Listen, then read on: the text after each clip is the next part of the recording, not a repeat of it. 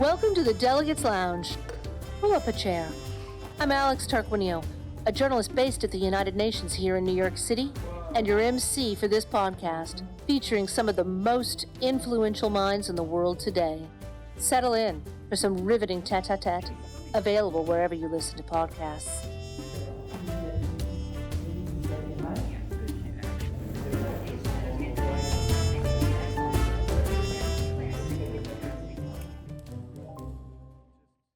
Welcome back. This is the second video podcast of the Delegates Lounge. Now, for our loyal listeners on Apple Podcasts or Spotify, have no fear, we will continue to publish there. But in our second video podcast, we're pleased to join you from the beautiful Rose Garden at the United Nations.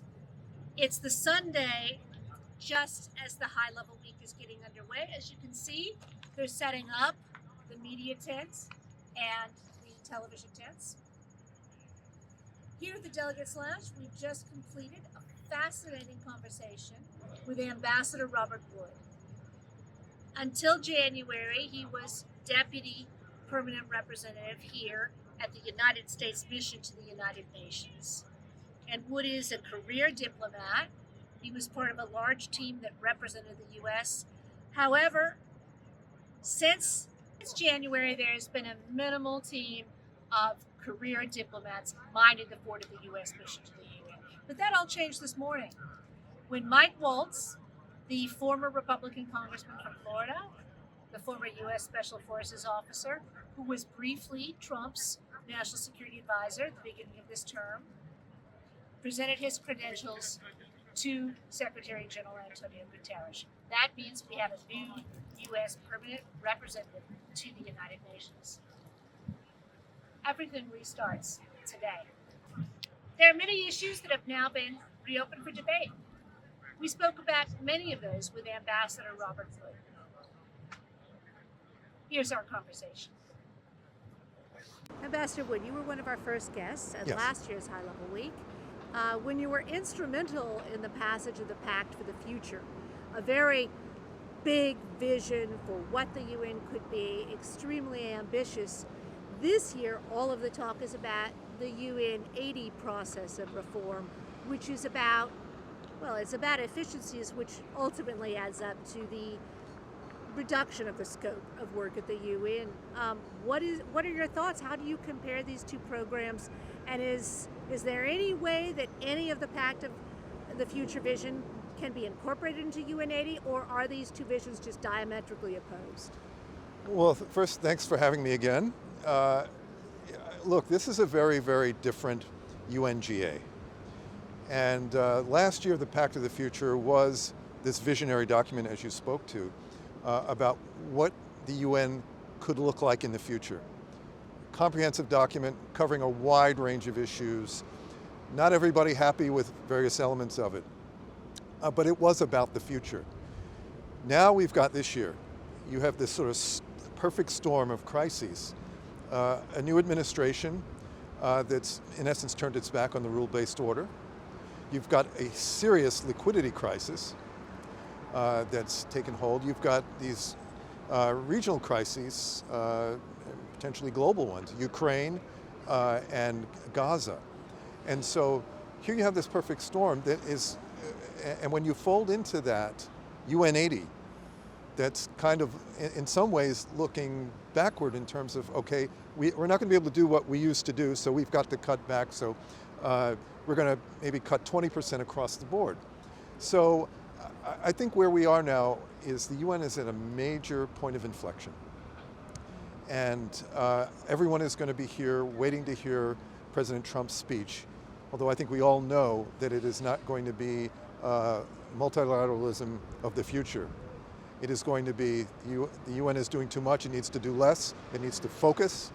And I don't have a vision yet for how that's going to look, but it needs to happen. And of course, UN 80, which the Secretary General undertook to try to rein in a lot of the activity, because member states are not supporting those activities. And we can talk more about the Trump administration's plans for cutting its contributions to the UN budget, which I think will be critical to the future of the UN. Yeah, the budget we definitely need to talk about. You mentioned 20%. Um, they have already said, Secretary General Guterres, that there will be um, reductions in staff positions, what's euphemistically referred to as layoffs or Yeah. voluntary separation, up to 20% at various units. There's been a hiring freeze for a couple of years, so the exact number varies, but we're talking about 1/5 of the UN workforce. In addition, since Trump has taken office, he stopped all, even mandatory payments that are assessed each year based on the size of a country's GDP. So that is 22% of the regular budget, 26% of peacekeeping, and of course there are voluntary contributions that go to humanitarian relief. So that's just presented a massive hole in the budget. Additionally, and it's mostly the U.S., but there are some other countries that are also having to cut back. So they're doing essentially an emergency budget cutting process now. What are you most concerned that they might cut, that you think it would be, I mean, presumably you think it's a mistake to cut a lot of it, but what do you think would be the biggest mistake that they might cut? Well, I think the biggest mistake that they, well, first and foremost, doing a 20% cut across the board. It says to a number of countries and others that if you're just using a salami slice approach to the UN, then you really don't, what are your priorities? It raises that question. My big fear is that if you take a 20% cut to the DPPA, that is going to have a huge impact on the UN's ability to resolve conflicts, to provide, to help build peace, to really allow the UN to do what, frankly, it can do best. And I think certainly the Trump administration, when you look at what it has outlined as its priorities, peace being one of them, I think there's an expectation amongst countries that the UN maybe is doing too much, therefore it's not doing anything really well, and it needs to get back to its core principles. And I think it's going to need to have a much greater role to play with regard to resolving peace, conflicts around the world. So that is my worry. The humanitarian system is going to be, unfortunately, I think, hit extremely hard. Countries are not contributing as we've seen because the crises are just too many for them to keep up with. It's just too much to manage, even within the UN system. And so when you don't have those resources flowing in, on top of the fact that the Trump administration is going to be giving significant cuts to the humanitarian budget and wants what they call a rethink of the humanitarian system. This is a very different time. We've never been in a situation like this at the UN. That's why I'm calling it this sort of major point of inflection. And I don't know that during this high-level week that there are going to be a lot of answers to many of these real big questions, but I think the hope is, the expectation is that the Trump administration will kind of outline some kind of a vision for the UN. You don't like what it is right now. Well, what is it that you want to see at the UN? I don't think the Trump administration has any plans to walk away from the United Nations. But it kind of has turned its back on the rules-based order. And that is a fundamental problem that many of us are concerned about. So. Well, hopefully we get some more clarification, some clarity coming out of the remarks on Tuesday. That's what everybody's waiting for. It's not just about head count, but actually about vision. Yeah. Now there's a lot of crisis points right now, as you said. What is the crisis point or challenge? It could be a big challenge like climate change or something, but what is it that keeps you up at night personally at the UN now? What personally keeps me up at night, frankly, is Russia. And we've seen the latest intrusions into NATO allies' airspace. You see this grinding war going on in Ukraine. And you see the Trump administration not quite sure how to deal with Russia at this point. It's a huge concern because Russia's made very clear it doesn't believe Ukraine should be a country. And I think everybody expects that if they are successful in Ukraine, then the next stop may be the Baltic states. And this is of great concern. And we don't seem to be, we, the global community, don't seem to be prepared for this challenge. I mean, unless Ukraine is given a major infusion of weapons and equipment over a period of years going forward, I don't see any way to really get Russia back to the negotiating table, because it believes it has time on its side. And I do worry about, if they are successful, as I said, in Ukraine, I worry about the alliance, and particularly those countries that are on the front lines with Russia, and the Baltics, Poland. It's scary. Well, this is more of a NATO concern, but it does actually dovetail It all ties with together. what we were just talking about, because the recent incursions by Russia into Estonia, Estonian, Polish, and Romanian airspace means that those countries, and NATO as a whole, has to invest more in defense. And that will have an impact on the humanitarian. Baltic century, Eastern century, exactly. It will have That an is, impact. where do they find the money? They can't cut back their domestic spending. No. So It's humanitarian exactly. suffers, It's their foreign aid assistance. factor. And so my hope at the end of the day from this week of diplomacy here, the World Cup of Diplomacy it's called by many, that somehow, well, these big questions are not going to be resolved. At least there are paths forward on each of them that can be built upon. I think that's about the most we can expect here, but everybody will be waiting with bated breath to hear what President Trump has to say. And my hope is that he can at least lay down some groundwork for how we might be able to resolve some of these countries, in addition to laying out his vision for the United Nations going forward. There's so much going on in the world, and New York this week is the center of it all. Many people are going to be looking at the Palestinian two-state solution conference on Monday. The UK, Australia, and Canada already announced their intention to recognize Palestine. Over the weekend, France and Saudi Arabia have organized this conference. Is this where you thought, first of all, is this where you thought we would be a year ago? This is such a huge change that's emerged over the summer. And how do you think we got here? Well, I didn't think we would be here at this point, to be very honest. As you recall, the Biden administration, before we left office, we had a 3-stage ceasefire that got a lot of ground. It was accepted. The Trump administration decided to help take it forward. But after March, ceasefire ended, and now we're here at this very, very troubling time. The two-state solution conference, it troubles me because, for one reason, I think expectations amongst many in the world is that this is somehow really going to lead to a two-state solution. In my view, I think it's going to make it that much more difficult to get to a two-state solution. And I think when you look at, since a number of these countries announced their intent to formally recognize Palestine, we've seen the Israelis make a full move into Gaza. We've seen Prime Minister Netanyahu say very clearly a two-state solution is not going to be possible. We have a humanitarian situation that is getting worse each and every day. I don't know how else to say it.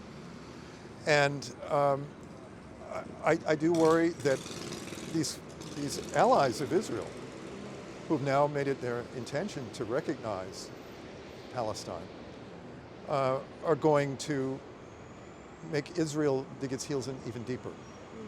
And so, while I don't have an answer to this tragic situation going on in Gaza, the reality is we've got to try to get back to some kind of a negotiation between Israel and the Palestinians. And if there is to be a two-state solution, and I'm not confident of one, it's going to have to be something that comes from those negotiations. It's going to be hard to get there, but we've got to end this war, and we've got to take some time out and think about how to do this, because the wounds are very raw and will be for quite some time. And what I do hope is that countries that are here and are going to be speaking at this two-state solution speak about the truths and the realities about how we got to where we got to. Foremost being October 7, 2023, and what And of happened. course, there are still the 48 hostages. The 48 hostages. Which many of the hostage families, in addition to Israel, say they feel that these declarations could work against their release. Exactly, and that's what I'm hoping, is that these countries will not do anything that will inflame the situation in the region any more than it is inflamed, and can actually contribute. And I would really love to see, and this is something I pushed for during my time here, was for these countries that have influence with Hamas to use it. Saying in a declaration you want them to disarm, that's one thing, but actually doing the hard work and the difficult work of putting them in a position where they have to disarm. Well, that's an excellent point. I think even many, if not most, of the states that are involved with the New York Declaration on the two-state solution would be among the first to say that obviously the conditions are not there for it to happen overnight. Right. You have to have an agreed upon territory. You have to have many requirements to establish a state. It's more of a vision. Yeah. On the other hand, they are committing to that vision at this time because of what they see Israel doing in Gaza primarily and in the West Bank. So, I guess, how would you prefer to have them make? Obviously the United States opposed this conference taking place at this time, but how would you have them make that statement? What I would love to see is for all of these countries that are coming here, to all of them call for Hamas to disarm and disband. I think that would send a very, very positive message to the Israeli people that, okay, they're putting action, really, they're serious about this. I don't see that happening. And what we really want to see, obviously, as quickly as we can, is to get the hostages freed and for this war to come to an end. But my sense is that we're going to see some of the same old stuff we've seen before, the hostile rhetoric going back and forth, and it's not going to help bring this situation to a better place. So. In fact, they mention the disarmament of Hamas and that they should not be left in charge of Gaza, and it should be the Palestinian Authority. But that has its own problems because, of course, the Palestinian Authority has been in charge of Gaza in a very long time. Mm-hmm. Who's going to make that happen? Who's going to disarm Hamas? I'm not really clear if they think it's going to be like the Good Friday Agreement where Hamas just shows up and hands over their weapons, in an amnesty box. I don't know if that's really been thought out, but I don't know. You would be more privy to these conversations that have happened until now. What have you heard? What has been discussed on the disarmament of Hamas in particular? Well, there have been a lot of discussions about the day after, even while I was here, and I don't know that we've really moved things that much forward. And I think that's because of just the fact that the war continues to grind on and is going to move into a much more difficult phase right now. And so there aren't any easy solutions to these things, but I think the first steps we have to have, to be very frank, Hamas disarmed, disband, hostages freed, Israel pulls out of Gaza. But while that's going to take some time, some real difficult homework needs to be done to prepare for that day after. And it's complicated. I agree, it's complicated. I know there's certain plans that have been floated, but here we are, heading toward year 3. Yeah. A state in exile can do a lot, before realizing a state, but I don't see that happening now. Yeah. Let's walk. So getting back to some of those visionary ideas last year, the Pact of the Future, and things that the UN has worked on for many years, the SDGs, the Sustainable Development Goals, the climate change, equality programs for women and girls, governance of things like artificial intelligence. Clearly, the budget is being cut in those areas. How do you think that the work could be reformulated? Is there still a role in the new vision of the UN to work on those goals? And let's walk while we talk. Yeah, look, I think, let's start with the Sustainable Development Goals because the administration appears to want to walk away from them. I think that is a shame. Yes, the Sustainable Development Goals haven't We haven't achieved all of the things that we've wanted to see achieved, but that's very much a work in progress and always would be. The Sustainable Development Goals are critical, and we need to see progress on them going forward. It'll be hard if the administration isn't committed to joining the broader international community in supporting these goals. You mentioned AI. AI, I think, has the potential to be something where the global community can really come together, because there are a lot of concerns about AI in the future, particularly in the global south. But there are also real possibilities for what AI can do for people of the world going forward. So we've got to find a way to come up with some rules of the road, guidelines, and I think we will start to see that here at the UN on AI. The environment is something I'm very concerned about. The administration has walked away from the Paris Accords. Equality programs, particularly for women and girls. Women and girls. To me, Afghanistan is the important case here, and I'm concerned that the UN is not doing it enough, yet I know that there's only so much the UN can do.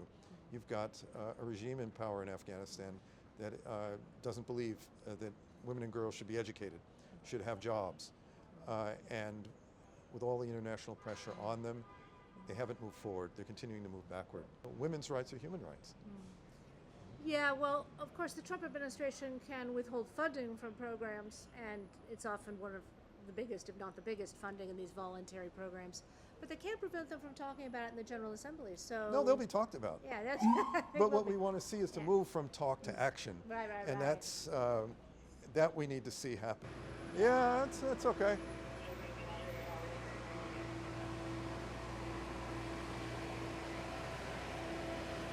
Are they still having the tents inside? Yes, no? they have Oh, all yeah. the tents. They have the president, the first,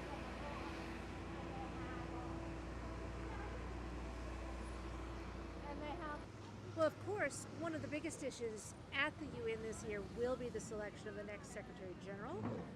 Secretary General Antonio Guterres completes his term at the end of next year. There's obviously lobbying. It's something that will, I'm sure, be discussed a lot by the diplomats in the hallways over the next week. A year ago, there was a big push to have the first woman who was president and the Secretary General. That's probably not going to be a big emphasis for Trump. And we should say that the U.S. does have a big hand in this process of selecting it. There is a process, but it does have to come through the recommendation of the Security Council. That's right. So right there, you need to have a compromise candidate who cannot be vetoed by the U.S., Russia, or China. Less so for France, and the UK will probably be more amenable. So the U.S. will have not the sole selection, but they'll have a big role in the selection. What do you think they should be looking for in the next Secretary General? Well, I think we need to look for somebody who is going to be a visionary, because we're living and operating in very, very challenging times. We haven't seen times like these since the Second World War. We need somebody with vision, integrity. Secretary General Guterres has those things. He's coming toward the end of his time, and it is going to become more challenging. So you need somebody that's got great experience in working through conflict resolution, dealing with major issues that we are going to be facing in the future, dealing with the environment, dealing with nuclear matters. There are just a whole range of issues, how to bring the humanitarian system together to make it work. And someone who can foster hope and not division. And so in terms of there being a woman candidate, my hope is that at some point we'll have a woman candidate, a woman Secretary General. Again, only one candidate is so far announced, Rafael Grossi. Right. And you mentioned nuclear, and of course that is one mark in his favor, but he is the IAEA Director chief. General. Mm-hmm. Yeah, so that does give him an advantage there, but I'm sure, although he's the only one to have declared, there are others in the hallway who are talking about it or sounding people out. So well, there will be other candidates that come forward, but you mentioned Rafael Grossi, and I think he's somebody who has an understanding because of the depth of his experience working in international issues, particularly with regard to international peace and security, that he would be a strong candidate. So we'll have to see. It's early in the process, but not that early. Right. You know. No, a year goes quickly. But this place needs to be seriously reformed. We all know that.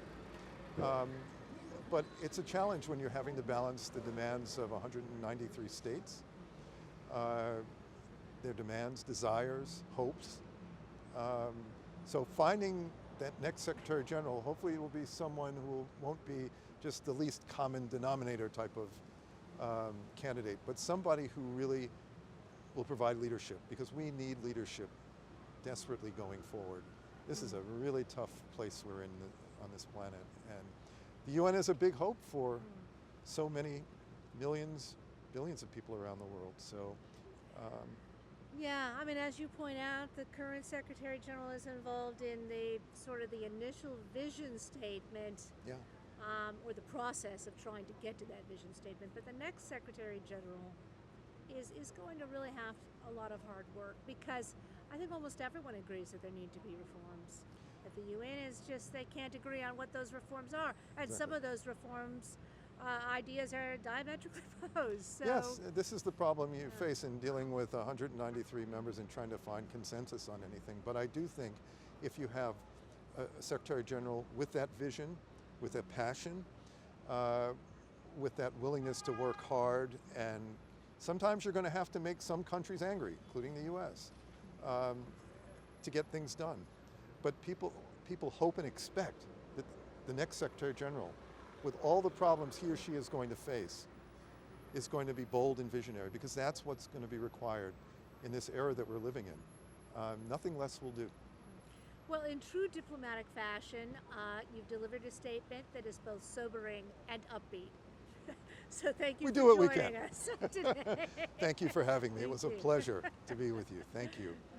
And good luck with UNGA. Thank you. Surprise, but yeah, it is a surprise. We have a little appreciation. Oh, well, thank you. Should I There's a open whole, it? you could, Oh, this is great. Oh, we my designed it goodness. ourselves. There's a whole story. We went to, there's a little